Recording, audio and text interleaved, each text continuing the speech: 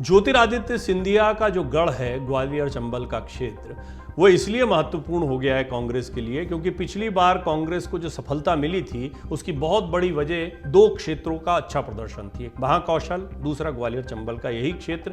तब ज्योतिरादित्य कांग्रेस में थे और उनके सिर पर भी यहाँ की कामयाबी का सेहरा बंधा था। हालांकि मुख्यमंत्री वो बन नहीं पाए थे।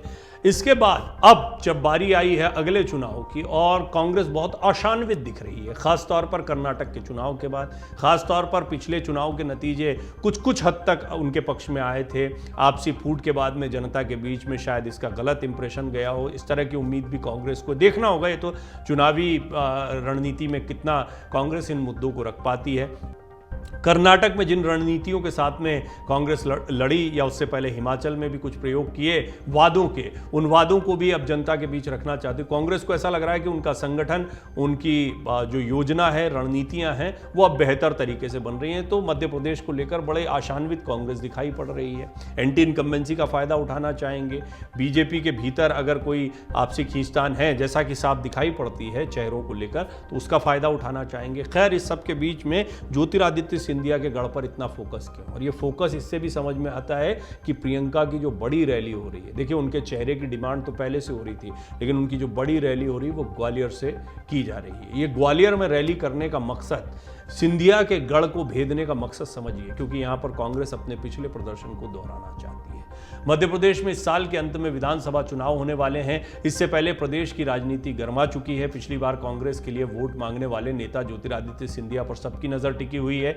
इस बार वो भाजपा के द्वारा किए गए कामों को जनता के बीच में लेकर जा रहे हैं और पार्टी के पक्ष में मतदान करने की अपील कर रहे हैं। इस बीच मध्य प्रदेश में कांग्रेस अब पूरी तरह से चुनावी मोड में आ चुकी है।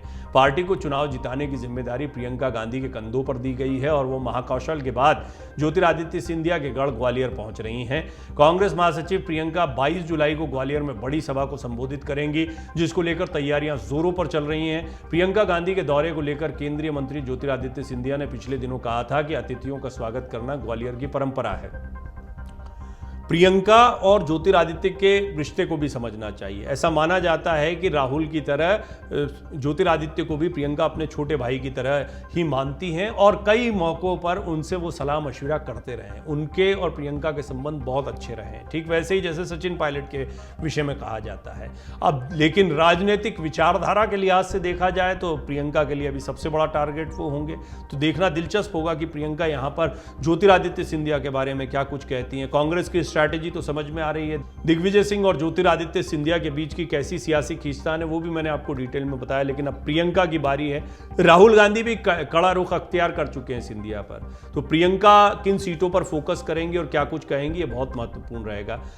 यहां पर हम आपको बता दें कि ज्योतिरादित्य सिंधिया के कांग्रेस छोड़कर भाजपा का दामन थामने के बाद ऐसा पहली बार देखने को मिलेगा जब कांग्रेस का कोई वरिष्ठ नेता ग्वालियर में जनसभा को संबोधित करेगा। दरअसल प्रियंका गांधी सबसे पहले मध्य प्रदेश की उन सीटों पर फोकस कर रही हैं जो पहले से ही कांग्रेस की झोली में थी। पार्टी चाहती है कि जो सीट कांग्रेस के पास है वो हर हाल में इस बार भी उसी के पास रहे।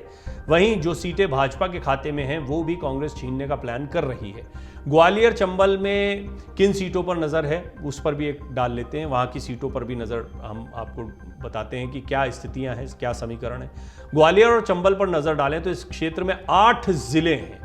इन 8 जिलों में 34 विधानसभा सीटें हैं। साल 2018 के विधानसभा चुनाव की बात करें तो इस साल कांग्रेस ने इन 34 में से 26 सीटों पर कब्जा किया था। आप सोचिए, 34 में से 26 सीटों पर कब्जा करना, यह कितना शानदार प्रदर्शन कांग्रेस का पिछली बार रहा। 7 सीटें भाजपा के खाते में गई थी, 1 बहुजन समाज पार्टी के खाते में गई थी।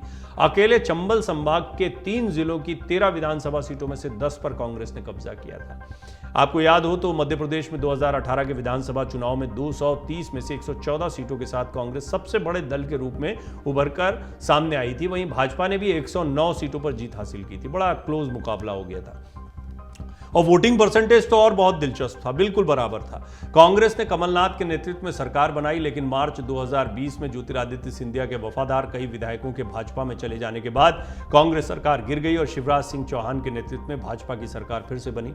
230 सीटों में से 114 सीटों पर कांग्रेस ने जो जीत दर्ज की थी उससे बेहतर प्रदर्शन इस बार कांग्रेस करना चाह रही है। 150 सीटों का दावा भी किया जा रहा है। कहा जा रहा है, इंटरनल सर्वे बता रहा है कि कांग्रेस मजबूत है और ये अभी थोड़ा सा जल्दबाजी होती, चुनाव जैसे जैसे नजदीक नजदीक आता है, चुनावी मुद्दे और परवान चढ़ते हैं, उसके बाद स्थितियां और स्पष्ट होती हैं जमीन पर।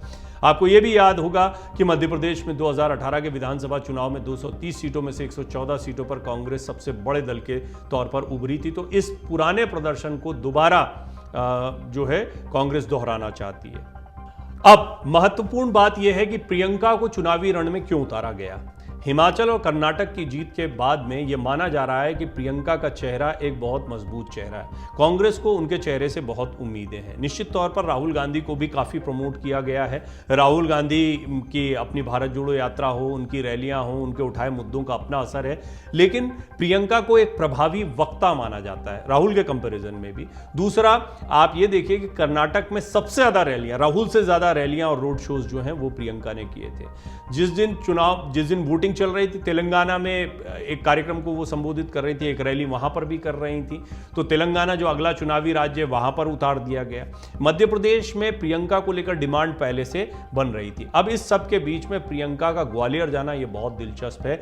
ये बताता है कि कांग्रेस अपने पिछले प्रदर्शन को यहां पर बरकरार रखना चाहती है, मजबूत रखना चाहती है। और दूसरा, ज्योतिरादित्य सिंधिया जिनकी वजह से पिछली बार सरकार गिर गई थी, उनको टारगेट भी करना चाहती है। यह भी माना जा रहा है कि ज्योतिरादित्य सिंधिया बीजेपी के एक बड़े चेहरे के तौर पर उभर रहे हैं। शिवराज सिंह चौहान हालांकि अभी मुख्यमंत्री हैं और ऐसा माना जाता है कि मुख्यमंत्री के चेहरे पर चुनाव लड़ा जाता है, लेकिन फिर भी आगामी दिनों में अगर समीकरण बदलते हैं तो ज्योतिरादित्य सिंधिया की दावेदारी बढ़ सकती है। प्रधानमंत्री मोदी से उनकी नजदीकी के बाद में इन बातों के कयास और लगने लगे। यह भी एक वजह है कि पहले ज्योतिरादित्य को उनके ही गढ़ में घेर कर कमजोर करने का प्रयास कांग्रेस कर रही है, ताकि उनकी दावेदारी या उनका चेहरा कमजोर हो, जो कि पूरे मध्य प्रदेश में बीजेपी प्रोजेक्ट करना चाहती है। कुल मिलाकर ये एक रणनीतिक फैसला है, लेकिन देखना होगा प्रियंका की रैली कैसी होती है। और सबसे दिलचस्प मेरी भी नजर जिस पर रहेगी कि प्रियंका ज्योतिरादित्य सिंधिया को कैसे घेरती हैं, उनके बारे में क्या कुछ कहती हैं। अमर उजाला अब आपके टीवी पर भी। अपने स्मार्ट टीवी पर YouTube पर सर्च करें अमर उजाला, चैनल सब्सक्राइब करें और देखें ताजा खबरें, वो भी HD क्वालिटी में।